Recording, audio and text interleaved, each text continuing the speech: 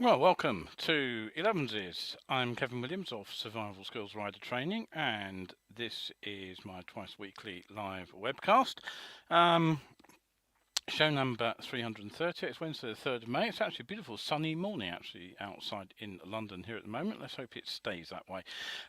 Clive and Kevin have looked in. Good to see you both. And so what have we got for you in today's show? Well, international groups have attended a motorcycle noise protest day in Belgium. The Motorcycle Action Group has launched a new pothole action campaign.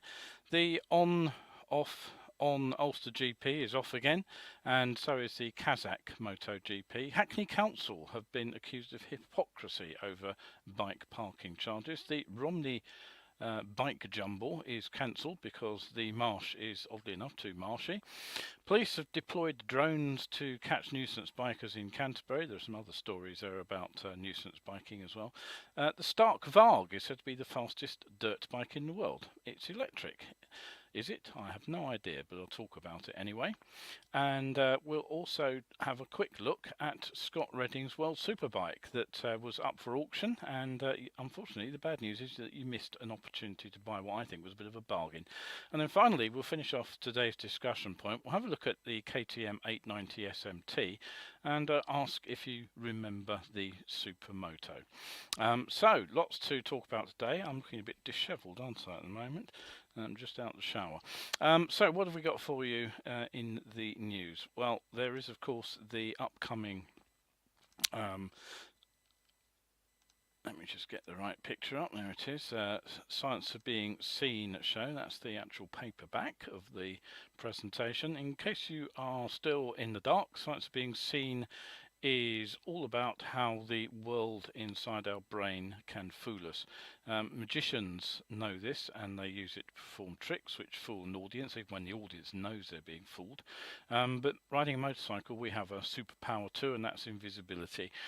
So the motorcyclist often doesn't realise they're invisible, and the driver doesn't know that the motorcyclist is a magician either. So this presentation, based on decades of scientific research into these crashes, originally created for the fire services biker down courses. SOBS is now out and about on the road. I take it out to groups and clubs across the country, so if you are interested, do drop me a line and I will contact your group quite happily. And of course, just the other day, I took it to a very special audience, and that was the Met Police's bike safe team. There they are in all their glory. There's me in the background as well. They were very interested and very complimentary about the presentation, and I've even just got a message back wondering why the DVSA don't take more interest in it, which is nice. So that's Wednesday. Today, in other words, this is going out live at 8 p.m. this evening. Do pop along if you possibly can make it. The link, as usual, to the ticket sales is in the preamble, but I will put it up in the comments for you to find. It is here, and the if you can't make it live, then it will be available for at least 72 hours after the performance, and so that should mean you can pop along and watch it at your convenience. Tickets are £5, and all the money does go to help my further research into Science of Being Seen. I don't get any funding. So everything that I put into Science of Being Seen has to come either from my own pocket or from the help that I get from very generous people like yourselves. Christine's looked in too.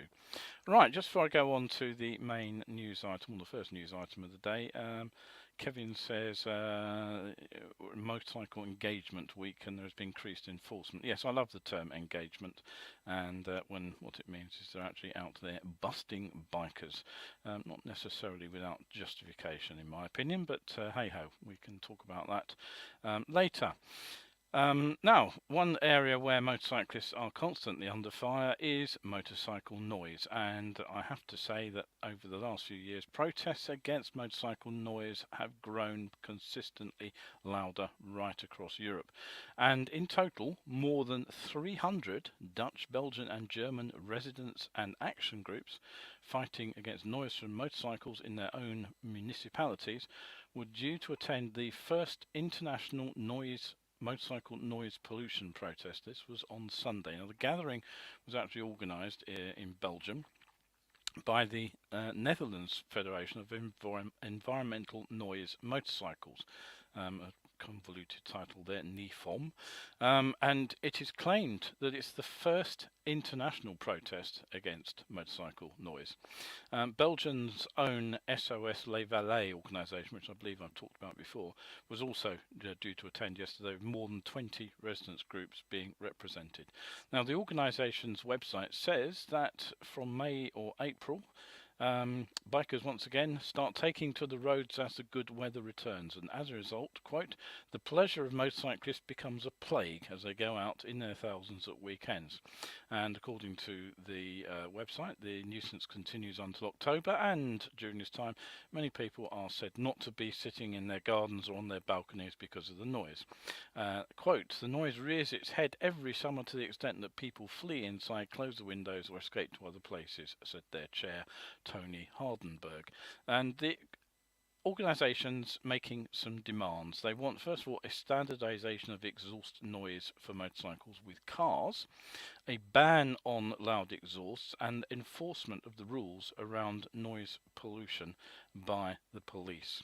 And also, get this, the closure of some roads to motorcyclists. Now, members of the Motorcyclist Action Group, the Dutch MAG, were also protesting in Vals on Sunday. They say they want to make a dissenting voice heard. Well, frankly, I think they might struggle to find listeners in this particular item. Right, okay, so if that's one problem that motorcyclists face, here's another which isn't of our own making. And this is the campaign that the Motorcycle Action Group is relaunching to, quote, end the blight of crumbling road surfaces. This is a petition that has been set up, and we know full well the reason why. This is a story that I ran just the other show, and you may remember that pothole there. The person who outlined it and painted on the road was actually told that it was an offence to do this, to disfigure the road surface, and he was actually threatened with action under graffiti laws. But he was also told that the pothole itself wasn't in urgent need of attention, which I find beggars belief, and that it would therefore be dealt with in 90 days. I can only wonder how much bigger that particular pothole would have been in 3 months' time. So this petition by Dean Murphy, it calls for increased funding for road repair and resurfacing, and that councils should be instructed not to simply wait for potholes to appear before filling them, but to actually get on with renovating roads in good time. So the petition notes for motorcyclists the risks go far beyond the cost and inconvenience of damaged wheels and suspension. As I've pointed out in the past, I do have actually 2 dinged back wheels for my XJ6. Both my original wheel and the spare have hit potholes, and they both have a small flat in them. Now, MAG claimed their own research, which was conducted back in 2020, which frankly is not recent enough to catch up with the latest deterioration in the roads, showed that every year over 70 motorcyclists are killed or seriously injured in instances where the road surface defects are a contributing factor. So, as they say, safe road infrastructure is one of the key pillars of the safe system approach to road safety. MAG's Director of Campaigns and Political Engagement, Colin Brown, said potholes have always been in the top 5 issues that get raised by our membership. And MAG also noted that the recent allocation of £200 million to tackle the issue, that was a big headline from Jeremy Hunt, the Chancellor. He says that it's a drop in the ocean against the estimated backlog of repairs, which would cost £14 billion. So basically you are looking at a tiny fraction of what's needed. And that particular figure, which I also reported recently, is calculated by the Asphalt Industry Alliance, and that's their 2023 alarm report on the state of the roads. Now, Over to motorcycle racing. Just when it seemed as if the Northern Irish road racing season was back on track, you will remember that I talked about an insurance deal which had apparently been done to save the season out there.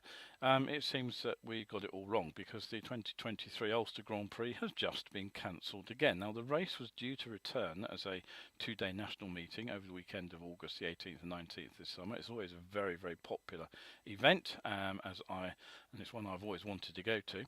And it would have been the first time the event had actually got underway since 2019. But a statement from the Dundrodden District Motorcycle Club said its efforts had been undermined by two specific issues. Now, the first one's a bit of an odd one, because they say they have failed to obtain a copy of the public liability insurance policy, which had apparently been obtained by the Motorcycle Union Ulster Centre this year, and their uncertainty around the level of funding that the event would get from Tourism Northern Ireland. Now, the statement put out by the organisers, that Dundrodden District Motorcycle Club, they say that despite the backing of the Lisburn and Castlereagh City Council, the Ulster Grand Prix Supporters Club, local business community, and also the teams and riders, the plans have been undermined by these two issues. Now, the statement says they've been unable to get a copy of the document, and without sight of this policy, the Dundrod Club has been advised by their solicitor not to go ahead with a payment of £26,000 towards that policy. The club also said that they'd had no indication of what support they could expect to receive from Tourism Northern Ireland, although they submitted an application back in December. I commented on previous show that Tourism Northern Ireland thought that the Ulster GP club's claim for funding from Tourism Northern Ireland was excessive. They actually wanted a very, very significant part of their entire budget, which has to promote every tourist attraction in Northern Ireland, not just motorcycle racing. So it could be that in fact they want too much money, and that's why they haven't heard back from Tourism Northern Ireland, although they may of course have heard back with a no. I don't know. Anyway, without the Dundrod Club's contribution to the insurance policy, which would obviously go towards covering the other events in Northern Ireland, who knows what the situation is now. If the entire premium cannot be met by other race organisers, we could be back to square one with no racing in Northern Ireland. So a real muddle out there, I think. And one more item here, another race that's been cancelled in the race calendar is the Kazakhstan GP, and that appears to be because the circuit has failed to complete the homologation procedures that are necessary to run these events at new circuits, and they have insufficient time left to complete these checks before the date of the race, which would have been July 7th and 9th. But the statement also cites what are called global challenges as a reason, and that may have something to do with the fact that Kazakhstan shares a very, very long border with Russia. So the event would have been the 8th race of the season, which is now down to a mere 20 races. Right, and so in other news, Hackney Council have been accused of hypocrisy by discussing the hardships caused by the cost of living crisis and benefit cuts, but dismissing their £50 per week parking charges for motorcyclists as insignificant. The online news site Visordown quoted a Save London motorcycling spokesperson as saying, "The council has a responsibility to make policy that is evidence-based and to monitor the impact of their policies on those who will be affected most. In this, some of the lowest paid workers and most vulnerable Hackney residents will suffer extreme hardship as a direct result. After spending over an hour discussing the cost of living crisis, food bank use and the devastating impact of a £10 a week benefit cut, in the very next item, councillors dismissed their £50 a week charges for motorcycle and scooter riders as being affordable and insignificant. This level of hypocrisy defies belief." The group said that the scrutiny panel's questions clearly reveal fundamental flaws in the policy, but that the councillors voted to blindly press ahead without any idea what the impacts will be. It seems like the biking group are finally receiving at least some mainstream support, as Steve Gaelic of the GMB union said. We are astonished that despite engagement with the coalition representing PTW riders, including GMB, that Hackney have chosen to ignore constructive and valuable suggestions and take a position that seems to make workers' lives harder and create greater expense that may lead to an exodus of workers and business due to draconian pricing on a transport mode that has low emissions impact in comparison to plant machinery, emissions from restaurants and conventional vehicles including buses and LGVs. It is hoped that Hackney councillors reconsider this policy. After a very dry February, you probably noticed that March was one of the wettest on record. The last time it was so wet was over 40 years ago. Meanwhile, even if it was a little drier than average in the northwest, early figures suggest that the month of April dumped around 120% of the long-term average rainfall on the southeast of England. Certainly my garden is still a bit of a bog. And it seems that so is Romney Marsh, home to the Romney Marsh Classic Bike Jumble. It's just been announced that the popular event, due to take place this coming weekend on Sunday 7th of May, has been cancelled. Julie Diplock, the event organiser from Elk Promotions, said, "Sadly, the recent rainfall has left much of the ground waterlogged, and due to the amount of standing water, the site will not be usable. Despite best efforts, we've been unable to find a suitable alternative venue at short notice. We apologise for any disappointment and hope that ticket holders and exhibitors can join us at our next event on Sunday 25th of June. Meanwhile, a small minority who use two-wheelers continue to give motorcycling a bad name. In Canterbury and Kent, drones have been employed as local police cracked down on nuisance bikers. Operation Invisible was a response to bikers who tore up parts of a golf club's grounds performing donuts on the turf. The course has been targeted at least 5 times in the past 3 months, causing damage costing thousands of pounds. During the operation, 1 bike was seized and 9 people were issued with community protection warnings. Failure to comply with the orders can lead to a court summons and a potential fine. The Ministry of Defence was apparently also involved, as it owns land close by. And not far away in Herts and Middlesex, the Wildlife Trust said wildflowers in an ancient woodland had been damaged by motorcyclists riding through them. Large areas of bluebells, which were just starting to come into bloom, were destroyed. In Scotland, police received almost 500 calls about off-road motorcycles in West Lothian in just 9 months. They're now using Selector DNA spray to spray the bikes and their riders. The spray isn't visible under the naked eye, but it allows police to identify perpetrators and bikes later on. And in another incident in Glasgow, a man riding a Suron motorcycle with no helmet was also found to have no licence or insurance and to be in possession of cannabis. The bike was seized and he's being charged.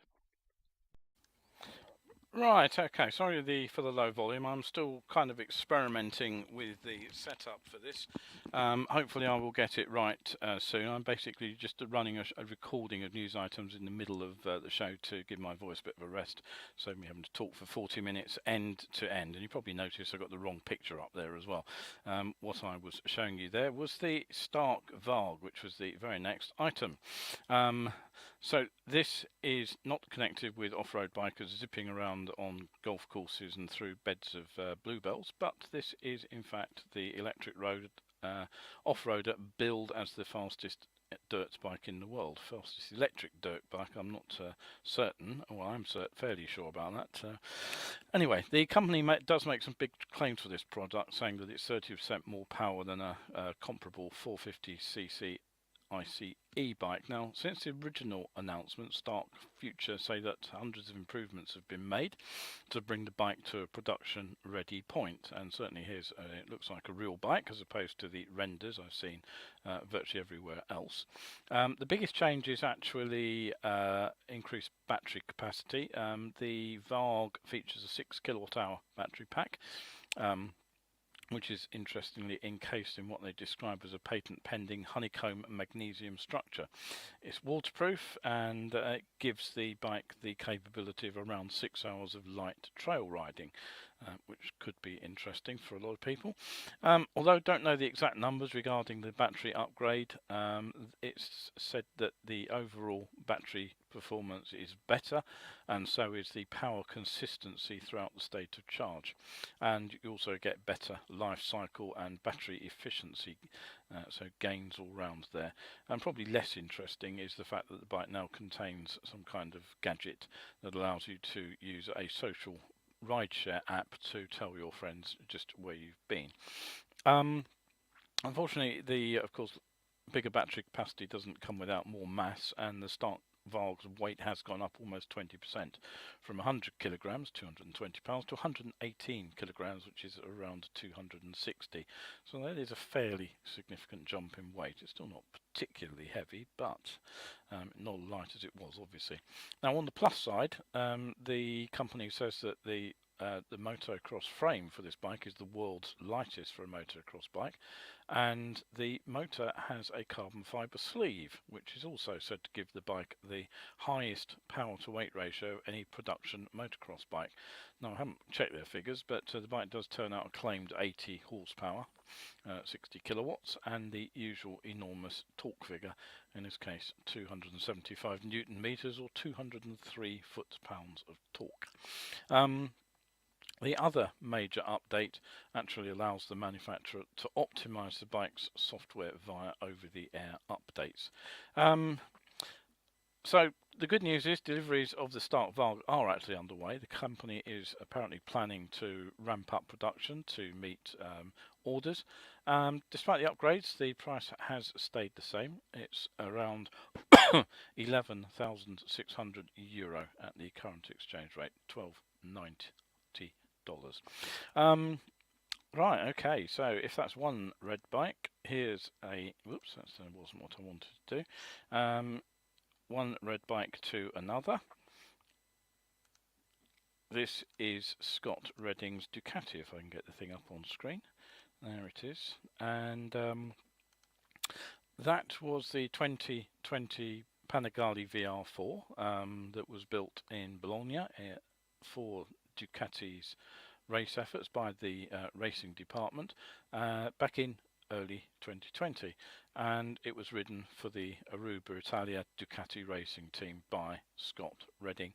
It got 8 podium finishes and 4 wins on his way to a second overall finish in the FIM World Superbike Championship Series that year. The bike was acquired by the selling dealer directly from Ducati Corse upon its retirement from racing in 2021. And the bike actually went under the hammer on an American auction site, and I happened to spot it. The interesting thing was that some of the prices on that US site are extraordinary. Your people are buying sort of ratty old two-strokes from the 1970s. There was one particularly nasty looking GT380 the other day. Never the most exciting two-stroke in the world, in my opinion. It cost about $500, I think, back in the late 1970s, and it went for $10,000, which is fairly astonishing. So you'll probably be amazed that this one-off competition race bike went for just $100,000. It probably cost $1 million plus to build, so I reckon that's probably the bargain of the decade. Right, into the final part of the show. I'm going to have the quick in-depth look at the short-lived fad for supermotos. I don't know if you recall those. Now, they were based on a hybrid racing class. It originated in the US. Apparently, it was actually set up for a TV series, but the idea was that you got top riders from different disciplines, including sort of off-road and tarmac racing, and you mixed them up and you gave them a course which had short stretches of tarmac and short stretches of dirt sections, and see who came out on top. So what happened next was that basically the bikes built for this series were sort of off-roaders, which had basically got some uprated suspension, some smaller wheels and some stickier tyres. And this became very popular in France, I believe, specifically, which is where the Supermoto name came from, or the Supermotard, I should say. Supermoto was the American name. So eventually what happened was we got these whole series of these light, nimble hooligan bikes. They pop wheelies at the drop of a hat, of course, and the fun bit was that they could be backed into corners. And they were often surprisingly competitive on the shorter tarmac circuits with the short straights too. And it was always fun to go and watch an open class race and find somebody hacking around on a sort of KX500 motocrosser with sticky tyres and upside down forks, and sticking it up the inside of a GSX 1000 or something. Now of course it didn't take too long before people realised that they'd make fun road bikes too. So the first of these Supermotard bikes were genuine homebrew garage conversions, but predictably, specialist suppliers very quickly cottoned on to the fact that they could build conversion kits for road legal enduro bikes. So bikes like Husqvarna's Fast But Fragile 610 TE, my brother owned one of those in the off-road guys. That was a popular source bike, and you could do a simple wheel swap. And so you could have a competent off-roader in the morning, and you could go out on your Supermoto and slide it round the bends in the afternoon. So they may have been uncomfortable to ride, they may have been restricted to fairly short range by their tiny tanks, but the long distance touring aspect of this wasn't what these bikes were about. It was about having some fun on a motorcycle. Now, never slow, of course, to sense sales opportunities. Factories soon started building their own versions of the Supermotos, but rather more sanitised ones. So Suzuki's DR400 SM, that was an early and inexpensive and rather anemic example. That sold between 2005 and 2008 in the UK, but never appeared in great numbers. I think I probably saw one or two of them. Oddly enough, it's still available in the US, where presumably it's a popular canyon carver. But some machines did actually sell in surprisingly good numbers, and here is one of them. There we go, let's get the photo up. That is the Kawasaki, start again, it's the Yamaha WR125X, and this particular little bike sold in droves. I remember we used to get learners turn up on them. It was basically a popular beginner bike for new riders. It was also a very popular city bike with those riders because it had sort of fairly street smart looks. It still looks pretty sharp now actually. The relatively high seat and the higher bars, they made them spacious for taller riders, and the lowish gearing made them quite punchy even for a restricted 125 when you were riding in the town areas. Of course, they were a little bit out of puff, ran out of puff very quickly if you were riding them out of town, but that's not really where they went. So they were quite popular for in-town bikes. Unfortunately, what made them popular to ride also made them big targets for joyriding thieves. Now that particular machine ran from 2009 to relatively recently to 2017. Now at the opposite end of the spectrum, of course, riders started to look for more upmarket versions of the sort of Supermotard styling, and Ducati, they spotted an opportunity and they created their own Supermoto that was launched in 2007. But of course, rather than use a lightweight, small but potent motor, what they did was take one of their big V-twins. So the original had a 937cc motor, and that was followed by a slightly lower powered, slightly lighter 796 engine version. Now, arguably, of course, the weight and complexity of Ducati bikes and everybody else who followed those with big sort of Supermoto style, even though they were relatively light by road standards, they ignored the raison d'etre of the Supermoto that started the whole fad out. And KTM, a brand with a strong off-road tradition, of course, they also launched their own version, but with a bit of a twist. It was the 990 SMT, which stands for Supermoto Touring. And if you ask me, that is a definition of a bike which completely contradicts the original DNA of the Supermoto. Now, it was described in 2009 by MCN as a viable alternative to braking superbikes. And it was said to have handling, power and looks combined with comfort and practicality. Right, okay. Another mag, though, said that it straddled the line, quote, between a bloated dirt bike with saddlebags or a shrunken sport touring rig. But they did say that it was travelling, it was capable of travelling distances in comfort, thanks to a broad seat in the upright ergos. Was the KTM was a sales success? I really don't know. I can't remember, so I can't remember seeing many of them around, and probably not, because it's actually almost 2 decades since that particular machine appeared. And what has happened now is that KTM have finally unwrapped a new version, an 890 SMT, which, quote, picks up where the iconic KTM 990 SMT left off, delivering a performance and handling package that rockets its way to the top of the middleweight sports touring segment. So what does the new bike look like? Well, it looks a bit like this. The looks will either grow on you or the other way round. Personally, I think they look like some kind of praying mantis, some sort of bug-eyed fairings there. I really don't like them particularly, but hey ho, I'm sure that some people will find the styling up to the minute and exciting. It's the same engine and braking hardware and as the 890 Adventure. It does shed 6 kilograms. It gives you a dry weight of 194 kilograms. That's 428 pounds. I'm not quite sure why they quote dry weight, unless it's to make it seem lighter than it really is, because you're going to have to add another 20 odd kilograms to get a ready to roll weight. So that's probably getting up round about 470 pounds. So that's pretty heavy for a motorcycle, in my opinion, which is designed to be a sort of a lightweight machine. It does get a revised chassis over the Adventure. You get a re-angled and longer swinging arm, apparently, and obviously you get the 17-inch cast alloy wheels. The re-angled swing arm, I think, is to give it a bit more ground clearance. I'm not really sure, actually.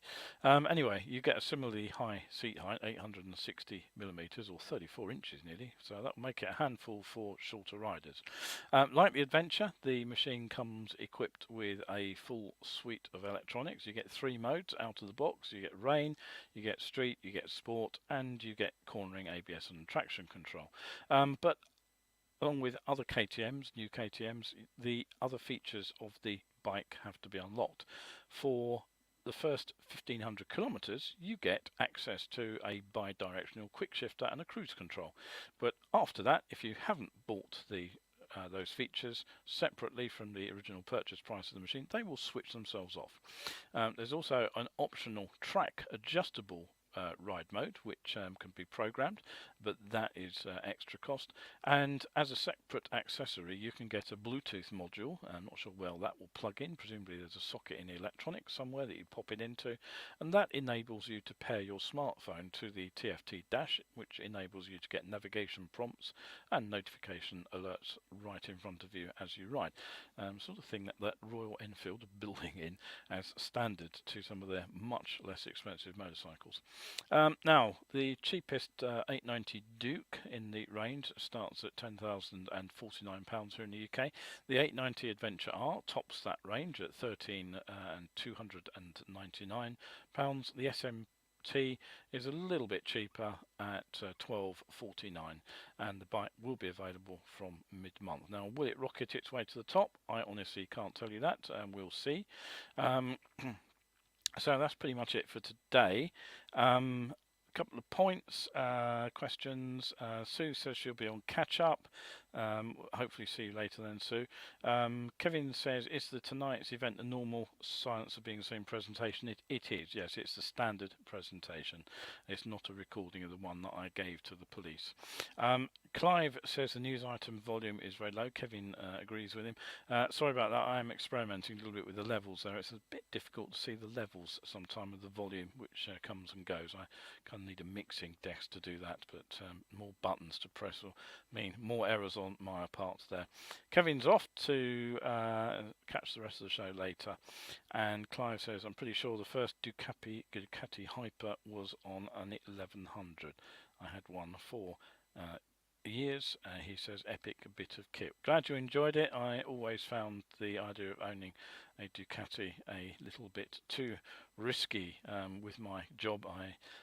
The reputation goes before Ducatis of just a little bit of fragility and needing fairly intensive maintenance. I have a friend with who had a big monster.